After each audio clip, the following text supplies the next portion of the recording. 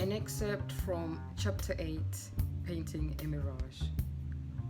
In the UK, I'd often heard many Zimbabweans declaring a profound statement: UK demands anise, UK the equalizer, which for Zimbabweans meant their socioeconomic status back home was irrelevant in the UK. They said this because all Zimbabweans suddenly had access to basic resources in the UK, which was unheard of in Zimbabwe. I remember meeting Patience, a woman from Mashingo who had worked for Mama once. I met her in London, and when I asked her how life was going, she said, "Well, I can now eat apples and sausages like you did back home, Ruva. And when I'm sick, I can now be seen by a real doctor, just like you did back home. So, life is good." Her response compounded my realization of the relativity of privilege, and that in my case, it had been based on my access to basic human resources in a marginalized society where accessibility to those resources was scarce. I did not realize this at the time, but the view of the UK being an equalizer was partly true, albeit a largely ignorant statement that needed qualification. First, immigrants were not entirely equal.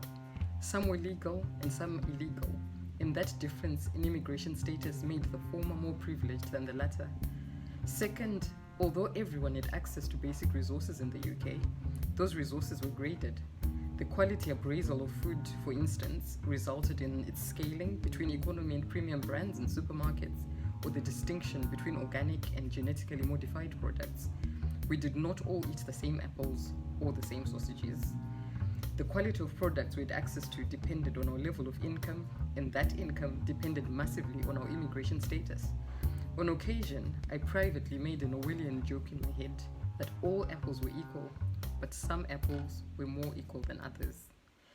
It was this lack of clarity that caused most foreigners to become too excited by cheap food and overindulge, resulting in obesity and eventually the development of chronic illnesses and disability.